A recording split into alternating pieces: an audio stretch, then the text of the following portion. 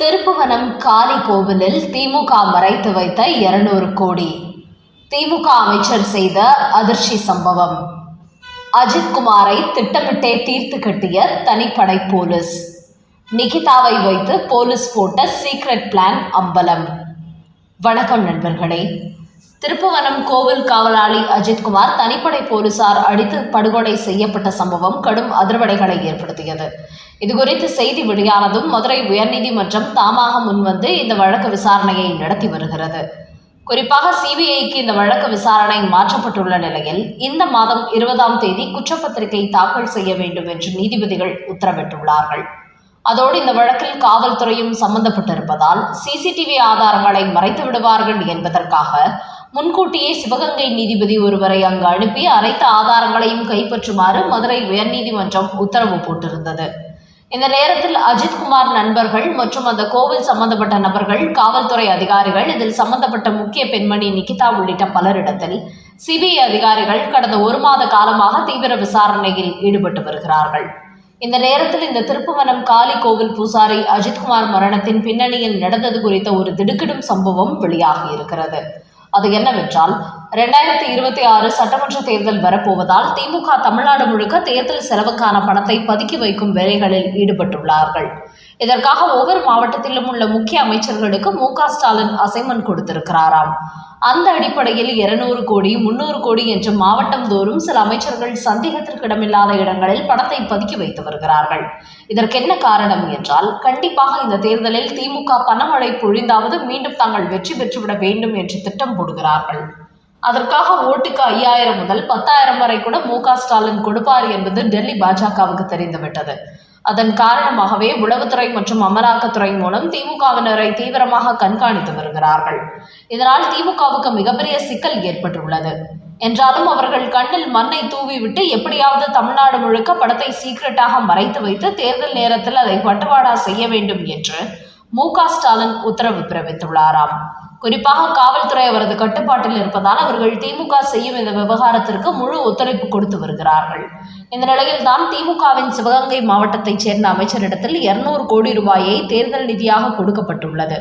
ஆனால் இந்த பணத்தை தனது வீட்டிலோ, நண்பர்கள் வீட்டிலோ அல்லது வெளி இடங்களிலோ எங்கு பதுக்கி வைத்தாலும் கண்டுபிடித்து விடுவார்கள் என்பதற்காக யாருக்கும் சந்தேகம் ஏற்படாத இடமாக தேர்வு செய்ய வேண்டும் என்று கோவில்களை தேர்ந்தெடுத்திருக்கிறார்கள். இதற்காக அறநிலையத்துறை அமைச்சர் சேகர் பாபு மூலம் எந்தெந்த கோவில்களில் பணத்தை பதுக்கி வைத்தார், யாருக்கும் எந்த சந்தேகம் வராது என்று கேட்டறிந்து அவர் கொடுத்த தகவல் அடிப்படையில் தமிழ்நாடு முழுக்க பிரசித்தி பெற்ற மற்றும் போலீஸ் பாதுகாப்பு உள்ள கோயில்களாக பார்த்து இந்த பணத்தை மறைத்து வைக்க திட்டமிட்டுள்ளார்களாம். அந்த அடிப்படையில் தான் திருப்புவனம் காளி கோவிலில் 200 கோடி ரூபாயை பதுக்கி வைத்துள்ளார்கள். திமுக அமைச்சர் தான் இதை கொண்டு சென்றுள்ளார். ஆனால் அப்போது அந்த கோவில் காவலாளியான அஜித்குமார் தனக்கு தெரியாமல் கோவிலுக்குள் மூட்டைகளை கொண்டு செல்வதை பார்த்து இதில் என்ன இருக்கிறது, எதற்காக கோவிலுக்குள் கொண்டு செல்கிறீர்கள் என்று அவர் விசாரித்துள்ளார். ஆனால் அதற்குள் கோவில் நிர்வாகத்தைச் சேர்ந்த சிலர் வந்து இதில் கோவில் சம்பந்தப்பட்ட சிலைகள் மற்றும் முக்கிய பொருட்கள் உள்ளது, இதை நம்முடைய மாவட்ட அமைச்சர் கோவிலுக்கு நிதியாக கொடுக்கிறார் என்று சொல்லி மடைமாற்றம் செய்துள்ளார்கள். என்றாலும் அதை நம்பாத அஜித்குமார் அந்த மூட்டைகளை கோவிலுக்குள் அவர்கள் வைத்திருந்த இடத்தை கண்காணித்து வந்தவர் அதை சென்று பிரித்து பார்த்திருக்கிறார். அப்போது அதற்குள் கட்டுக்கட்டாக பணம் இருப்பதை கண்டு அதிர்ச்சி அடைந்திருக்கிறார். அதையடுத்து அஜித்குமார் உள்ளே சென்று மறைத்து வைத்த பணத்தை பார்த்துவிட்டார் என்பது குறித்து கோவில் நிர்வாகி ஒருவர் திமுக அமைச்சருக்கும் உடனடியாக தகவல் கொடுத்துள்ளார்கள். அதையடுத்து இந்த விஷயம் 3வது நபருக்கு தெரிந்துவிட்டால் எப்படியாவது வெளியில் லீக் அவுட் ஆகிவிடும். அதனால் இந்த நபரை தொடர்ந்து கண்காணிக்க வேண்டும். இவர் வெளியில் லீக் அவுட் செய்துவிட்டால் மொத்தமும் காலியாகிவிடும். உடனடியாக அமலாக்கத்துறை உள்ளே புகுந்து எடுத்துச் செல்வதோடு விடமாட்டார்கள். இதன் பின்னணியில் திமுக அமைச்சர்கள் இருக்கிறார் என்பதை தெரிந்தால் இதை நீதிமன்றத்திற்கு கொண்டு சென்று பெரிய பிரச்சனையாக்கி விடுவார்கள். இதை வைத்து திமுகவுக்கு எதிரான பிரச்சாரத்தையும் செய்வார்கள். அதோடு தமிழ்நாடு முழுக்க தாங்கள் தேர்தல் நிதியாக மறைக்க வைத்திருக்கும் பணம் எல்லாம் இதுபோன்று கோவில்களில் தான் இருக்கிறது என்று சொல்லி அனைத்து கோவில்களிலும் புலனாய்வு செய்ய தொடங்குவார்கள். அப்படி ஒரு சம்பவம் மட்டும் நடந்தால் திமுகவின் கதையே முடிந்துவிடும். அதனால் அதற்குள் இந்த அஜித்குமாரை ஒரு வழி பண்ணிவிட வேண்டும். அவருக்கு தெரிந்த இந்த 200 கோடி ரகசியம் வெளியில் போய்விட வேண்டும் என்று திமுக அமைச்சர் திட்டமிட்டுள்ளார். அதன் பிறகுதான் அஜித்குமாரை ஏதாவது ஒரு விஷயத்தில் சிக்க வைத்து போலீஸை வைத்தே போட்டு தள்ள வேண்டும் என்று திட்டமிட்டுள்ளார்கள். அதையடுத்துதான் அமைச்சருக்கு நெருக்கமான நிகிதா மூலம் இந்த விஷயத்தை செயல்படுத்தி இருக்கிறார். திட்டமிட்டே தனது கார் சாவியை அவரிடத்தில் கொடுத்து வேறு இடத்தில் நிறுத்த சொல்லி இருக்கிறார். ஆனால் அஜித்குமாரோ தனக்கு கார் ஓட்ட தெரியாது என்று சொல்லி அந்த சாவியை இன்னொரு நபரிடத்தில் கொடுத்திருக்கிறார். அவர்தான் அந்த காரை வேறு இடத்தில் விட்டுள்ளார். என்றாலும் இதில் அஜித்குமாரை சிக்க வைக்க வேண்டும் என்பதற்காகவே உன்னிடம்தான் சாவியை கொடுத்தேன், நீதான் என் காருக்குள் இருந்த 9 பவுன் நகையை திருடி விட்டாய் என்று சொல்லி அஜித்குமார் மீது திருப்புவனம் காவல் நிலையத்தில் புகார் கொடுக்க வைத்துள்ளார்கள். ஆனால் அதன் பிறகு இந்த விஷயத்தை விசாரித்த திருப்புவனம் காவல்துறையினர் அவரை விசாரித்ததும் வீட்டுக்கு அனுப்பிவிட்டதால் அதற்கு அடுத்த நாள் பெரிய விவகாரமாக்கி இருக்கிறார்கள். குறிப்பாக திமுக அமைச்சர் மதுரையை சார்ந்த முக்கிய காவல்துறை அதிகாரியிடத்தில் கொண்டு சென்றுள்ளார். அவர்தான் இந்த அஜித்குமாரை காலி செய்வதற்கு தனிப்படை அனுப்பியிருக்கிறார். அப்போது அவரை அடித்து படுகொலை செய்ய வேண்டும் என்பதனால்தான் காவல்துறை அதிகாரிகளே தங்கள் வாகனத்தில் டூப்ளிகேட் நம்பர் போட்டு வந்துள்ளார்கள். அந்த வகையில் இந்த விஷயத்தில் தனிப்படை காவல்துறையினர் கூலிப்படை போலவே செயல்பட்டுள்ளார்கள். ஆனால் இப்படி திட்டமிட்டு அஜித்குமாரை அடித்து படுகொலை செய்த போதிலும் இந்த விவகாரத்தை அந்த பகுதி மக்கள் கையில் எடுத்து பெரிய அளவில் போராட்டத்தில் இறங்கிவிட்டதால் இதை எப்படியாவது மூடி மறைக்க வேண்டும் என்பதற்காக காவல்துறையினர் பண பேரம் பேசியும் அது ஒர்க் அவுட் ஆகவில்லையாம். இந்த நிலையில் தான் தற்போது சிபிஐயிடம் இது குறித்து மொத்த ஆதாரங்களும் சிக்கி உள்ளதாம். குறிப்பாக 9 பவுன் நகைக்கு தனிப்படை போலீசார் அடித்துக் கொள்வார்களா? அப்படி அந்த நபரை கைது செய்ய வந்தவர்கள் போலி நம்பர் பிளேட்டுடன் வரவேண்டிய அவசியம் என்ன என்பது போன்ற விஷயங்கள் தான் சிபிஐ போலீசாருக்கு கடுமையான சந்தேகங்களை ஏற்படுத்தி தற்போது பல சீக்ரெட்டுகளை கண்டுபிடித்திருப்பதாக காவல்துறை வட்டார தகவல் தெரிவிக்கிறது. குறிப்பாக இதன் பின்னணியில் கோட்டை வட்டாரத்தைச் சேர்ந்த ஒரு IAS அதிகாரியும் சம்பந்தப்பட்டுள்ளாராம். அவர்தான் தமிழ்நாடு முழுக்க தேர்தல் நிதியை எந்தெந்த கோவில்களில் எல்லாம் பதுக்கி வைக்க வேண்டும் என்று அமைச்சர்களுக்கு ஸ்கெட்ச் போட்டு கொடுத்தவராம்.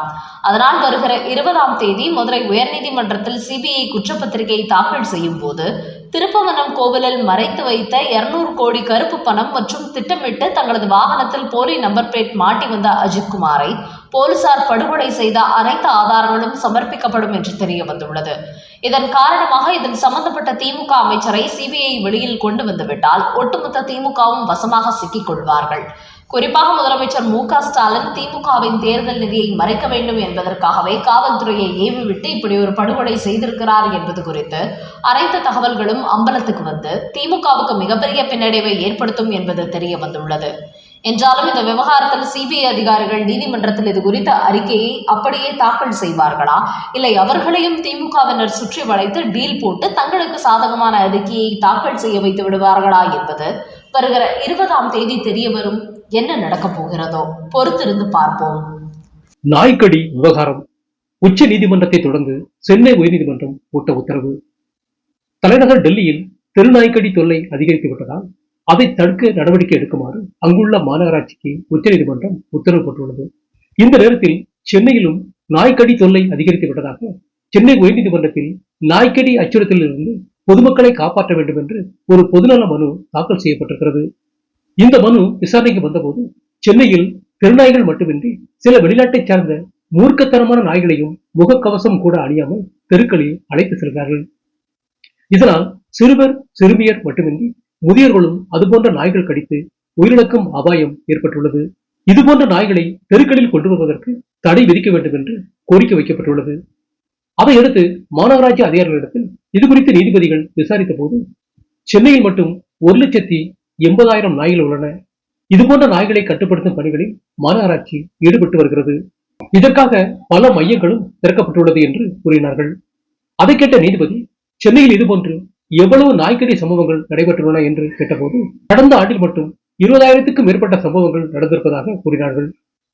இதனால் அதிர்ச்சி அடைந்த நீதிபதிகள் நாய்களை பிடித்து கருத்தடை செய்வதோடு தனி காப்பகங்களிலும் அடைக்க வேண்டும். குறிப்பாக நாய்க்கடி இருக்கவும் கூடாது, நாய்களை கொல்லவும் கூடாது.